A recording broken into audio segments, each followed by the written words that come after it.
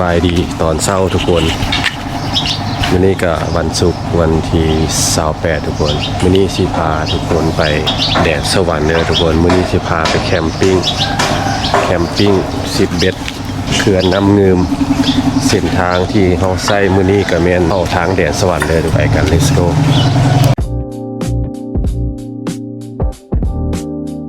ว่าเดบุมีหยังไงจะมีโอ้คุณยอไปตีไหมพี่เนาะอันนี้ทอมมี่มาแล้วหัวแล้วมันโดดบ้านได้ เจ้าสิได้จักตัวนี่มื้อนี้นะ ใส่ย่างก็ได้ห้าเอามือด้วย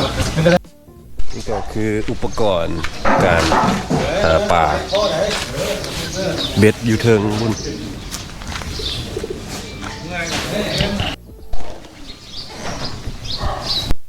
อ้อมมอมือหนึ่งที่ขึ้นตัวนี้เลย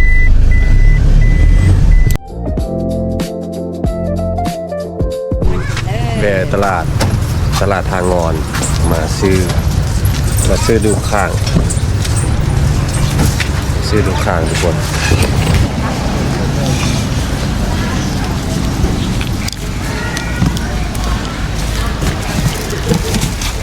ตาย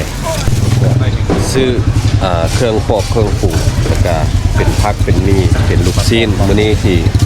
ปิ้งลูกชิ้นเลยครับปิ้งดูข้างเด้ออ้อมออกเดินทางนะ วันนี้เขาจะเดินทางไปใหม่แต่ว่าจะไปทางคาสิโนเนาะแดนสวรรค์เดี๋ยวพ่อกันอยู่แดนสวรรค์อีกรอบนึง let's go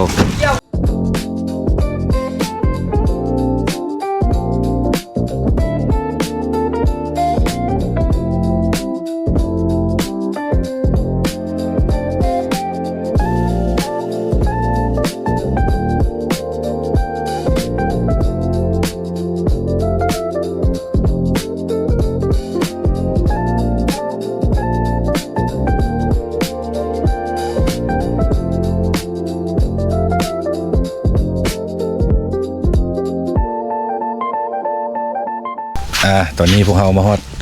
แดนสวรรค์น้ำเงิมรีสอร์ทเนาะทะเลลาวตอนนี้เขาอยู่จุดเตรียมตัวที่จะท่าเรือมาครับเพื่อจะเดินทางไปบ้านมาบ้านภูเก้านางบ้านการท่องเที่ยวเนาะแบบประชาชนหัวมือหรือว่าบ้านใหม่นายางบอกเพิ่นว่าบ้านภูเก้านางเนาะเบิ่งธรรมชาติพี่น้องเอ้ยพุ่นนะสุดยอดเลยมื้อนี้แต่งตัวแบบปานทหารเลยทหารแบบตำรวจใกล้ชิดเขาจับหัวคุณดิซ่าครับเจอกันมื้อนี้อากาศดีสดชื่นแจ่มใสเมฆหมอกเมฆก็บ่มีท้องฟ้าปลอดโปร่ง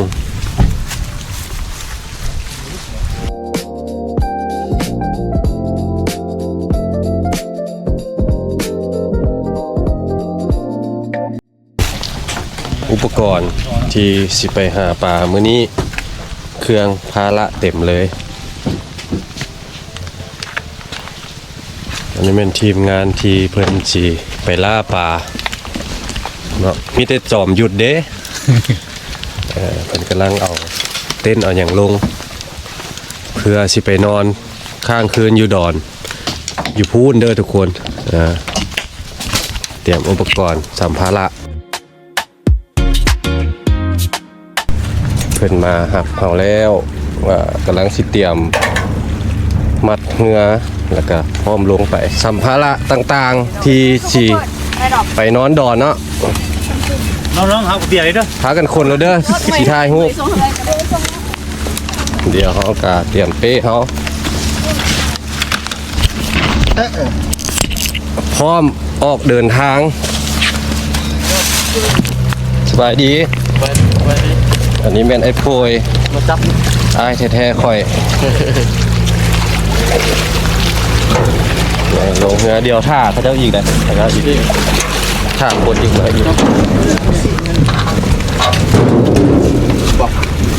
ข้าพเจ้าผู้ก่อตั้งการท่องเที่ยวยังปลาภูเขาควายยินดีต้อนรับทุกท่านที่ผู้ใดสนใจยังมาเที่ยวภูเขาควายเนาะตาสวาภูพะดางภูสร้างภูผาใดหรือว่าติดเกาะดอนกลางอ่างน้ำเงิมนะยินดีต้อนรับเนาะติดต่อได้ที่เบอร์5414400 หรือว่าถ้าต่างประเทศนะ85บวก856205414ตัวหันศูนย์เนาะเอาขอบใจเด้อ ใครอยากมาเที่ยวภูเก้าหนอกเก้านาง ติดต่อหาเพื่อนได้เด้อทุกคนเนื้อเพื่อนใหญ่ๆเลย ตามเบอร์โทรนั่นเลยทุกคน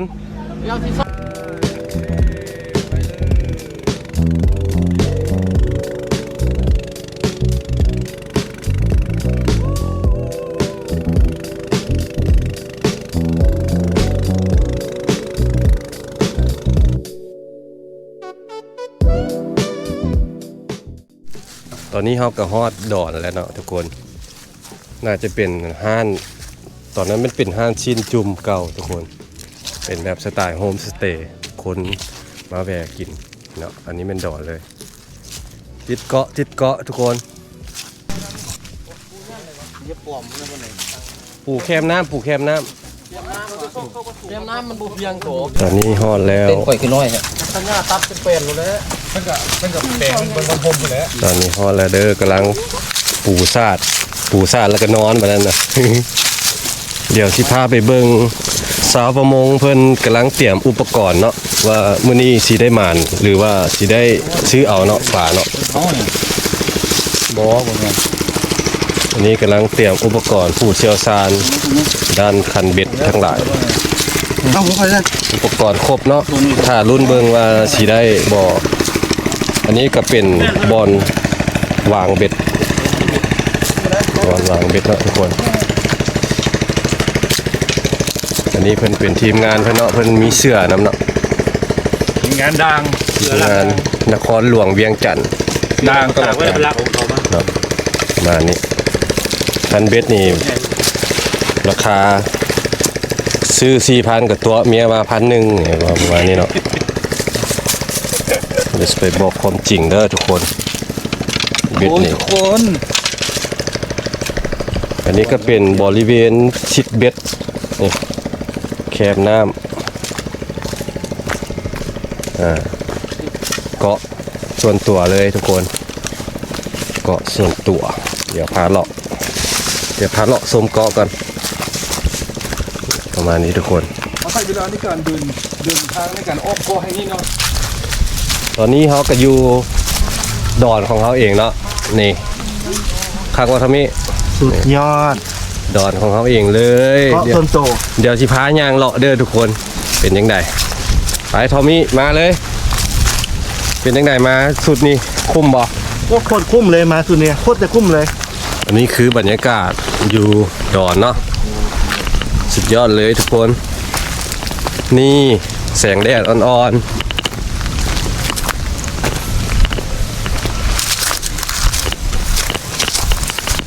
อันนี้ทีมงานเพิ่นไปหาป่ามาประมาณ 3-4 ชั่วโมงแล้วเนาะ โคตรเมื่อย ยังบ่ได้ยังมาเนาะบ่ประสบผลสำเร็จเพิ่นว่า ซื้อป่าดีกว่าเพิ่นว่า โอ้ยบอลมีป่าแล้ว ตอนนี้ก็เป็นเวลา 5 โมงป่ายแล้ว ลมเริ่มมาแห้งแล้วทุกคนกำลังฉีกกลางพระบัตรแต่อุปสรรคของเขาก็คือลมแล้วทุกคน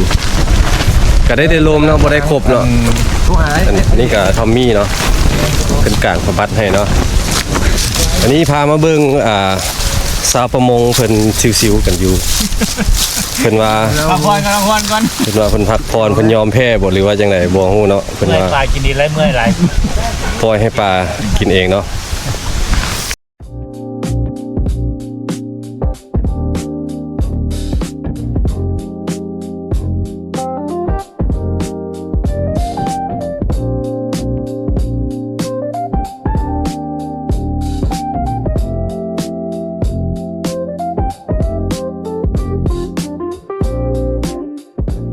อันนี้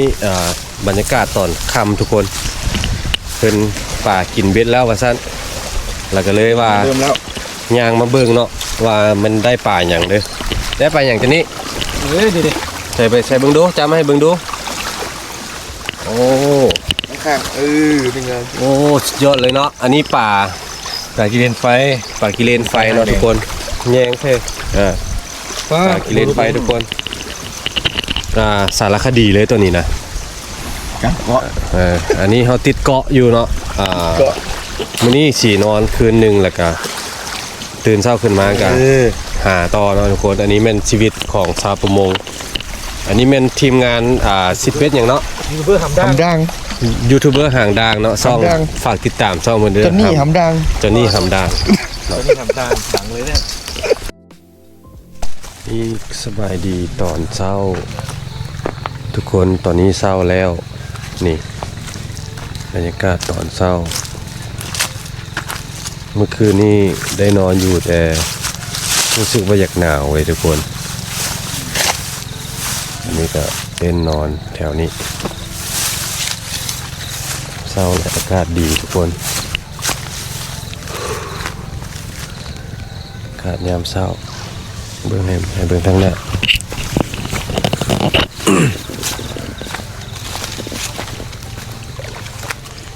อากาศยามเช้าทุกคนนี่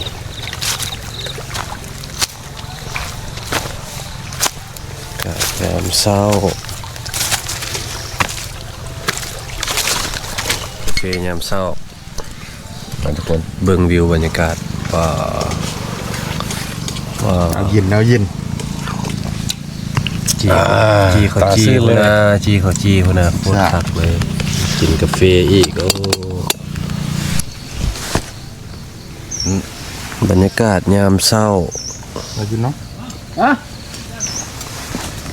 ไปกินอะไรดูตรงนี้ คืนนี่ก็กิ้งกิน เนาะ กันเกิดเหตุการณ์ เฮ้ยเขาปลาตะกางเขาแล้ว เด็ก ตะกางเขาแล้ว เด็ก ไงตู้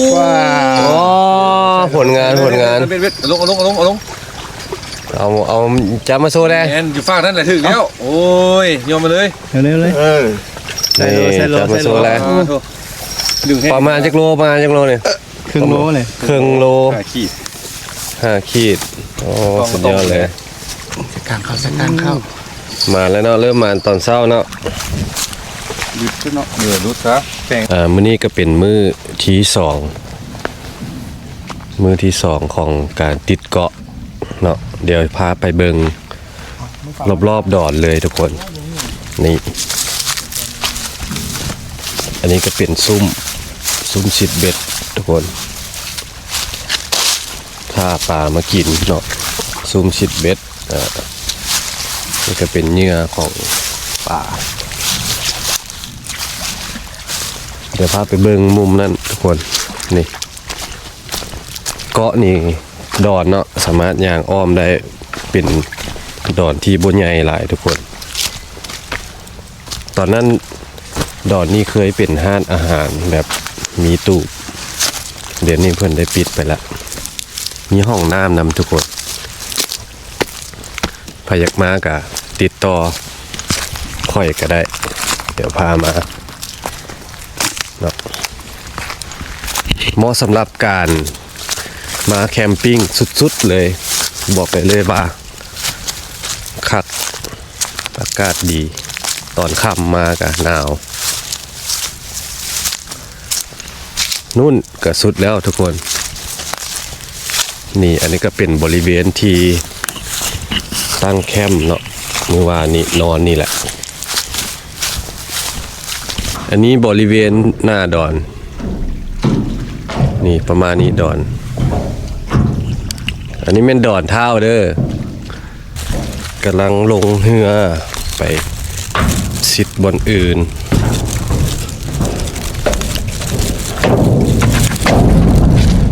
เติบกับข้า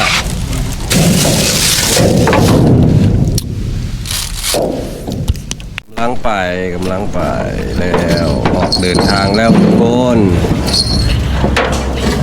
หลังทางหลัง ออกเดินทางแล้ว สู้ครับ พร้อมบ่ เขากำลังจะไปอีกหมายหนึงเนาะตอนนี้คือหมายที่พวกเขาติดอยู่นี่เนาะเขาไม่ได้เอาไว้เนาะเดิมเขาไม่ได้เอาไว้เราก็เลยว่าจะเปลี่ยนแผนเนาะง่ายไปหมายที่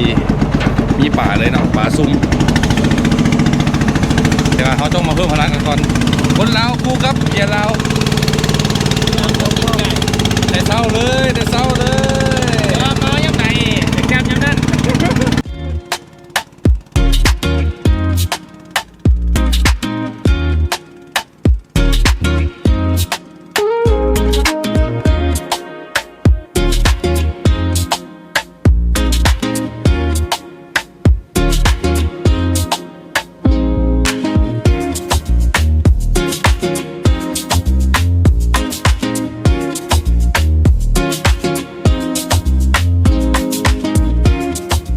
มาขี่มาฮอดบริเวณที่เฮาสิซิดเบ็ดแล้วทุกคน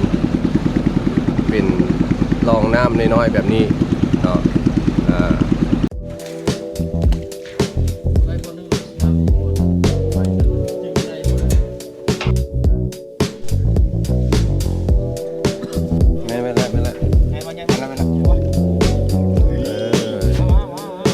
ปลาตะเพียนทองปลาตะเพียนทอง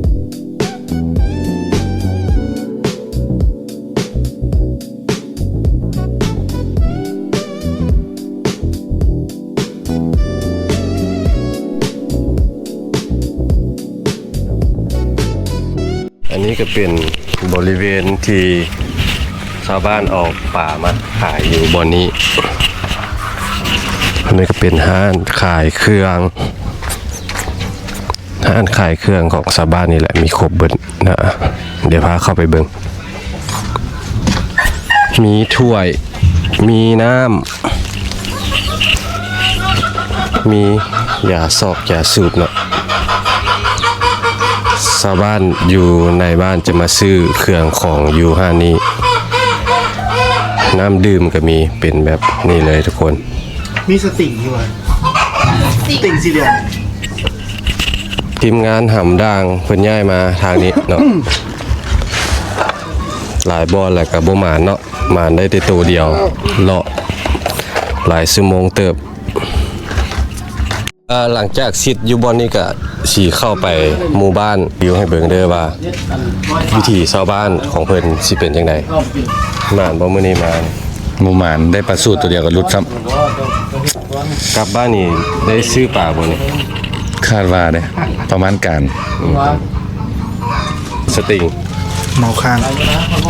อยู่แก้เมาข้างชิดเบ็ดแล้วก็พากันมากินข้าวอยู่บ้านไอ้โพย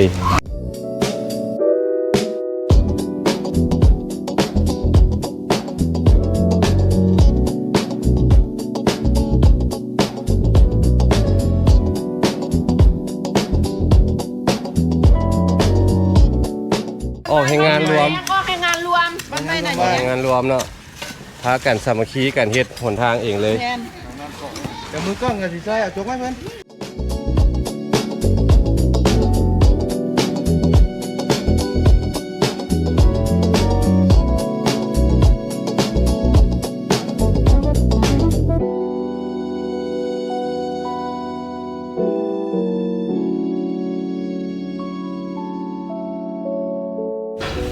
อันนี้ก็แม่นบอลเพิ่นเขียมอุปกรณ์เขียนมองไปหาปลาแก้วอุปกรณ์ด่างไปหาปลาแก้วอันนี้ก็คือปลาแก้วที่หามาเนาะทุกคนกองกันแบบนี้เลยนี่หมายดีปลาแก้วเนาะปลาแก้วหลายเนาะครัวคืออย่างนั้น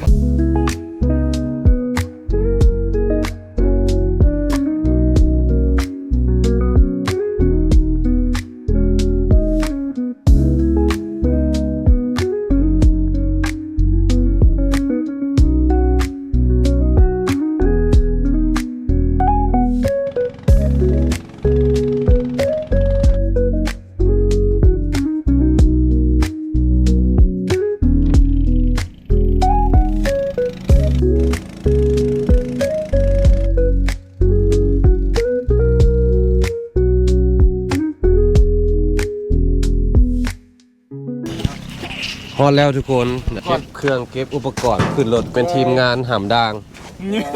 ผู้ร่วมสตากรรมทีมงานได้จำมาเลยถ้ามีโอกาสก็อยากมาอีกเนาะมาอีกเนาะโอเคยังพันลาบมาอีกน้ำลงดีก่อน